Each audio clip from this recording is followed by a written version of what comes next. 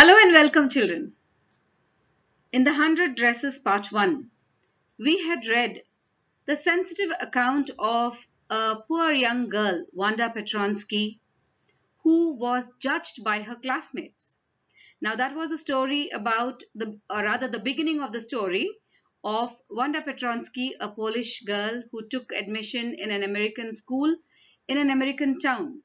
And she often had to bear the insults of her classmates because she was poor and she could not afford to wear a variety of dress like the other girls in her school.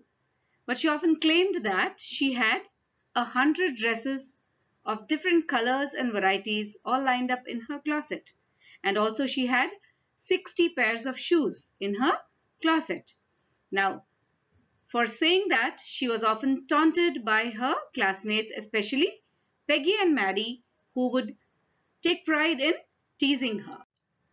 Towards the end, we see how Wanda won the drawing contest by displaying 100 designs of different varieties and designs of dresses. And she won the hearts of the judges. And also, the same classmates who had made fun of her regretted their action.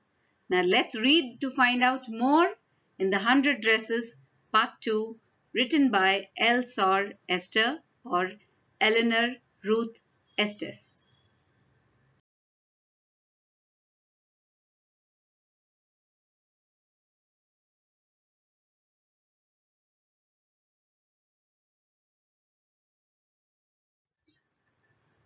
Now, in continuation of the previous lesson, the 100 Dresses Part 1, the 100 Dresses Part 2 reveals why Wanda Petronsky had not been coming to school.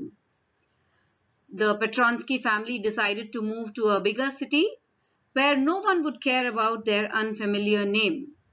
Now, Maddie and Peggy were very anxious as they felt they would never be able to get a chance for making amends for all the teasing they had done. They actually regretted their behavior. Now, Wanda, out of her goodness, she dedicates two of her beautiful dress designs to her friends. And from this lesson, we should understand that we should be very cautious before passing judgments on others. We may regret our actions, but it might be too late to make amends. The story, The 100 Dresses, teaches us not to hurt the feelings of others.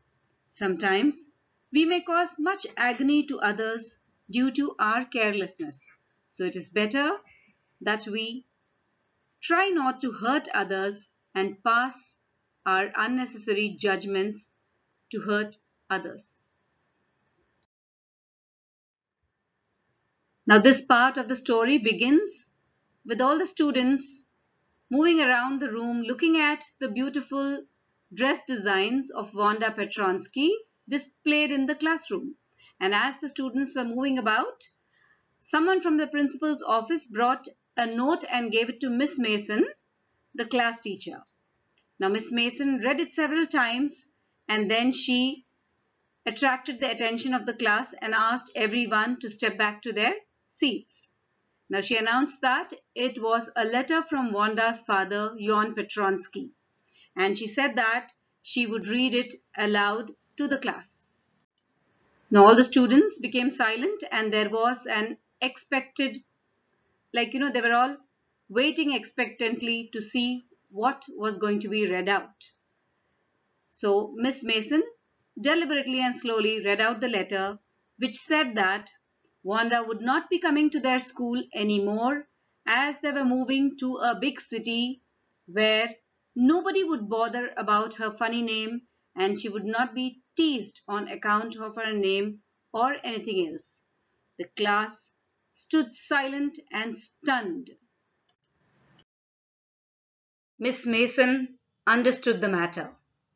In a low voice, she told the class that she felt nobody from room 13 would deliberately hurt anyone's feelings, and she thought what was done in utter thoughtlessness. And she felt that it was very unfortunate and should not have happened, and she wanted her class to think about it.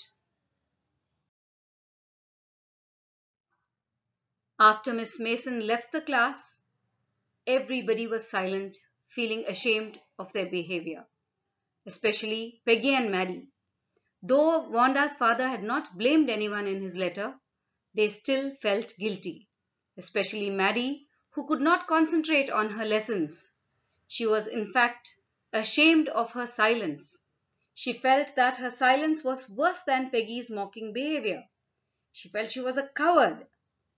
Peggy, of course, had thought that she was not doing anything wrong, but Maddie knew it, and now she wanted to make amends. She no longer felt afraid of Peggy or losing her friendship. She wanted to go to Wanda's house and tell her that she was sorry for having hurt her. She wanted to tell that her 100 dresses were beautiful, that she had won the contest, and she wanted to finally break her silence. Peggy and Maddie decided to make amends. So, after school, they went to Wanda's house at Boggins Heights. They reached Boggins Heights and saw Wanda's poverty-stricken house. The house had a worn-down look, but was neat and clean just like Wanda's faded blue dress. But the Petronsky family had already left. Peggy told Maddie that she never meant to cause any harm to Wanda, and she had never called her a foreigner. And how would she know that Wanda was hurt by her remarks? Though Wanda seemed dumb, she now realized how smart Wanda actually was. And Peggy thought Wanda got ideas about dresses from her remarks. Whenever she teased her, she thought that Wanda got the ideas from her remarks. Maddie was very upset and felt that she could never be able to express her gratitude to Wanda. Maddie failed to sleep that night. She could only think of Wanda, her faded blue dress, her worn-down house. And then she reached an important decision. She promised herself that she was never going to stand by and silently watch someone being teased. If she ever heard anybody picking on someone because they were funny looking or because they had strange names, she'd speak up, even if it meant losing Peggy's friendship. And that was a very important decision she took that day. And she decided that she would never make anybody unhappy again. Now, Peggy and Maddie must have been quite guilt-ridden, so they decided to write a letter to Wanda. Now, in their letter, they informed her about the result of the drawing contest and they appreciated her drawings. And then they inquired about her new home and her school. And you can say it was a kind of a letter of apology. Now, they mailed this letter to Boggins Heights and wrote, "Please forward" on the envelope. Days passed by, but there was no response from Wanda, and neither did the letter that they had written come back to them. So they understood that maybe Wanda had received the letter and perhaps she was so hurt and angry she was not going to answer them. So you couldn't blame her. But on the last day before the Christmas holidays, Miss Mason showed the class a letter. It was from Wanda. Wanda Petronsky had finally written a letter, but it was written to Miss Mason. In her letter, she enquired about room 13 and told Miss Mason that the girls could keep the 100 dresses as she had 100 new ones with her, all lined up in her closet. She asked Miss Mason to give 2 of her special drawings to Peggy and Maddie. She wished everyone Christmas and said that she had joined a new school but missed her old school. Maddie observed the drawing carefully. She noticed that the head and face resembled Maddie. She excitedly ran over to Peggy's house and then asked her to look at her drawing. When Peggy looked at her drawing, she exclaimed that the face of the picture did look like her. This made them believe that Wanda had actually liked them. Maddie was so moved that she had to blink away her tears. The tears that came every time she thought of Wanda standing alone in that sunny spot in the schoolyard, looking stolidly over at the group of laughing girls after she had walked off, after she had said, "Sure, 100 of them all lined up." So, dear children, that was the story of Wanda Petronsky and her 100 dresses. It conveys such a beautiful message that we should never hurt the feelings of others, intentionally or unintentionally. If we do so, we have to suffer in one way or the other.